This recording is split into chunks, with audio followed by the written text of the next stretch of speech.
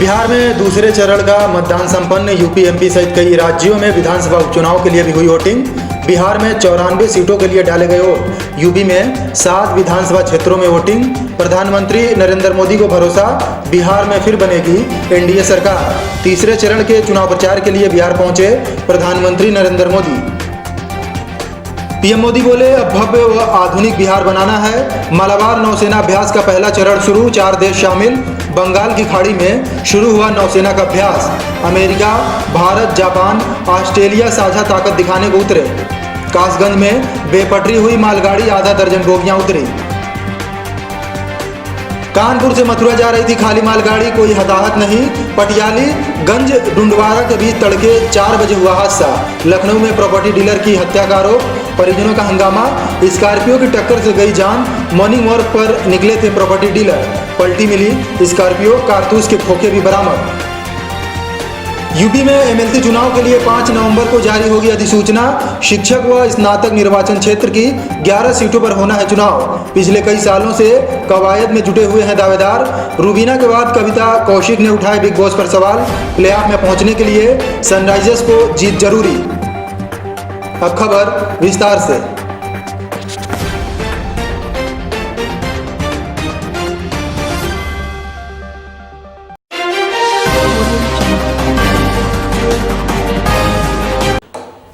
बिहार में आज दूसरे चरण की वोटिंग हुई। इसमें 94 सीटों के लिए मतदाताओं ने अपने मताधिकार का प्रयोग किया। दूसरे चरण में जिन इलाकों में वोटिंग हुई उनमें से राघोपुर थे राजद के तेजस्वी यादव, जबकि हसनपुर से उनके बड़े भाई तेज प्रताप यादव चुनाव मैदान में हैं। नीतीश कैबिनेट के 4 मंत्रियों का भी भाग्य मतदाताओं ने ईवीएम में कैद कर दिया।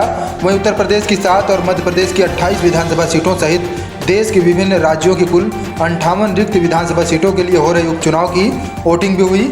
बिहार, मध्य प्रदेश व यूपी के विधानसभा क्षेत्रों में सुबह से ही मतदान केंद्रों के बाहर वोटरों की लंबी कतारें लगी नजर आई।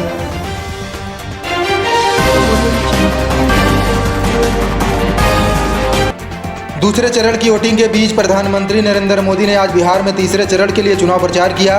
सहरसा में चुनावी सभा को संबोधित करते हुए प्रधानमंत्री ने विपक्ष पर निशाना साधा और कहा कि इन लोगों ने गरीब को वोट के अधिकार से वंचित कर दिया था, जबकि नीतीश ने कुशासन को सुशासन में बदला। उन्होंने कहा कि दूसरे चरण के मतदान ट्रेंड से तस्वीर साफ हो गई है कि बिहार में एक बार फिर एनडीए की सरकार बनने जा रही है।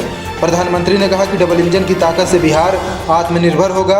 अब भव्य व आधुनिक बिहार बनाना है।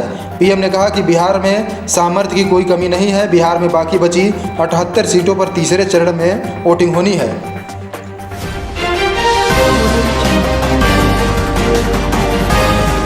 पूर्वी लद्दाख में चीन से लगी सीमा पर कायम गतिरोध के बीच भारत, अमेरिका, जापान और ऑस्ट्रेलिया के नौसैनिकों के बीच मालाबार अभ्यास का पहला चरण आज से बंगाल की खाड़ी में विशाखापट्टनम से शुरू हुआ।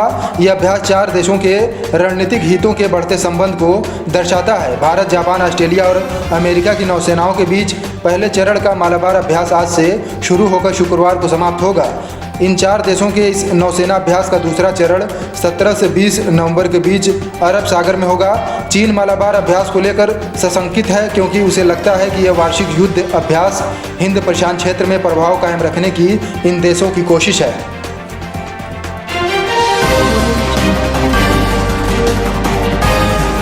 उत्तर प्रदेश के कासगंज जिले में आज सुबह कासगंज कानपुर रेल मार्ग पर खाली मालगाड़ी की 6 बोगी बेपटरी हो गई। कासगंज से पहुंची एआरटीओ ने बोगियों को हटाया। हालांकि इस घटना में किसी के हताहत होने का सूचना नहीं है। हादसे की सूचना मिलने पर आरपीएफ और रेलवे के अधिकारी तत्काल मौके पर पहुंच गए। कानपुर से मथुरा खाली मालगाड़ी जा रही थी। मंगलवार सुबह 4 बजे पटियाली गंज डुंडवारा के मध्य गाड़ी की 6 बोगियां पटरी से उतर गई। चालक ने घटना की जानकारी पटियाली व कासगंज में स्टेशन मास्टर को दी। स्टेशन मास्टर ने उच्च अधिकारियों को अवगत कराया। कासगंज से एक्सीडेंट रिलीफ ट्रेन को कर्मचारियों के साथ मौके पर भेजा गया। घटना में कोई हताहत नहीं हुआ है। इन दिनों कोरोना संक्रमण के चलते नियमित ट्रेनों का संचालन बंद है, इसलिए रेल यातायात प्रभावित नहीं हुआ।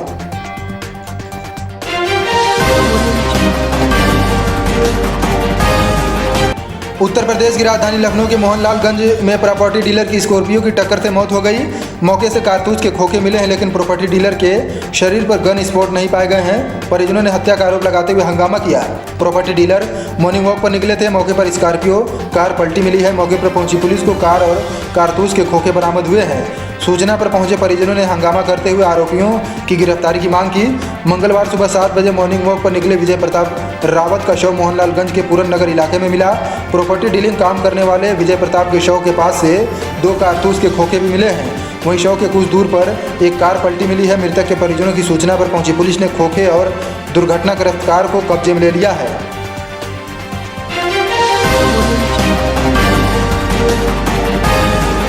उत्तर प्रदेश में शिक्षक व स्नातक निर्वाचन क्षेत्र की रिक्त 11 विधानसभा परिषद की सीटों पर चुनाव की तारीखों का ऐलान होने के बाद राजनीतिक दल और दावेदार फिर सक्रिय हो गए हैं। चुनाव के लिए 5 नवंबर को अधिसूचना जारी होगी। उम्मीदवार 12 नवंबर तक नामांकन दाखिल कर सकते हैं। 17 नवंबर को पर्चा वापस लेने की प्रक्रिया अपनाई जाएगी। परिषद की इन 11 सीटों पर 1 दिसंबर को मतदान होगा। 3 दिसंबर को मतगणना और परिणामों का ऐलान किया जाएगा। बता दें कि 6 शिक्षक क्षेत्र और 5 स्नातक क्षेत्रों की कुल 11 सीटों पर 6 मई को रिक्त हो गई थी।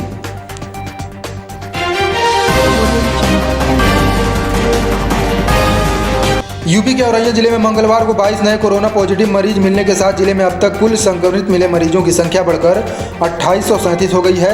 सीएमओ डॉक्टर अर्चना श्रीवास्तव ने कहा कि रिकवरी रेट लगातार बढ़ रहा है और अब तक 2650 से अधिक मरीज कोरोना से जंग जीत चुके हैं।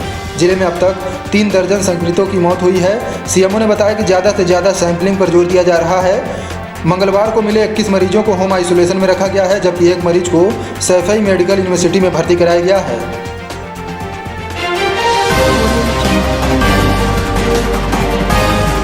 यूपी के फर्रुखाबाद जिले में गंगा उत्सव कार्यक्रम के अंतर्गत पांचाल घाट गंगा नदी के किनारे जिलाधिकारी मानवेंद्र सिंह एवं जनपद के सभी आला अधिकारियों ने एक साथ किया श्रमदान। सुबह जिले भर के अधिकारियों के साथ अचानक जिलाधिकारी शहर क्षेत्र के पांचाल घाट पर पहुंच गए। जिलाधिकारी ने यहां गंगा घाट पर स्वयं झाड़ू लगाकर जनसामान्य को किया स्वच्छता के प्रति जागरूक किया।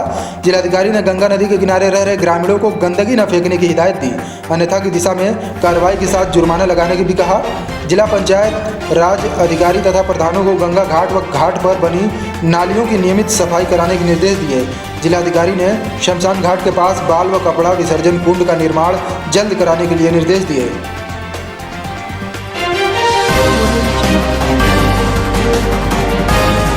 बिग बॉस 14 के वीकेंड का वार में काफ़ी ड्रामा देखने को मिला। शो में बतौर वाइल्ड कार्ड एंट्री लेने वाली कविता कौशिक पूरे एपिसोड में अपसेट नजर आई।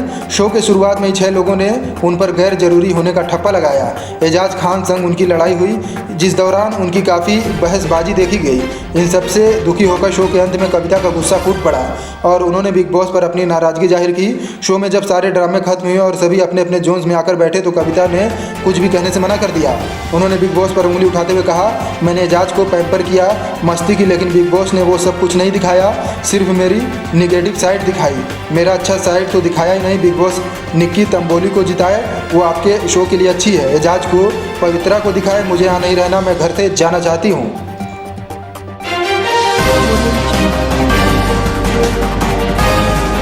आईपीएल के 13वें सीजन में लीग स्टेज का 56वां मैच और आखिरी मैच आज मुंबई इंडियंस और सनराइजर्स हैदराबाद के बीच शारजा क्रिकेट स्टेडियम में खेला जाएगा। मैच का प्रसारण भारतीय समय अनुसार शाम 7:30 बजे होगा। लीग स्टेज में दोनों टीमों का यह 14वां और आखिरी मैच होगा। वहीं दूसरी बार दोनों टीमें आमने सामने होंगी।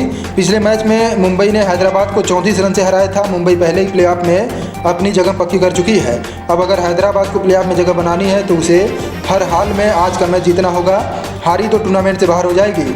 हैदराबाद के हारने पर कोलकाता नाइट राइडर्स प्लेऑफ में पहुंचने वाली चौथी टीम बन जाएगी। मुंबई के अलावा दिल्ली कैपिटल्स और रॉयल चैलेंजर्स बेंगलुरु भी प्लेऑफ में अपनी जगह पक्की कर चुके हैं। बता दें कि मुंबई और पिछले 13 मैचों में 9 जीती और सिर्फ 4 हारी।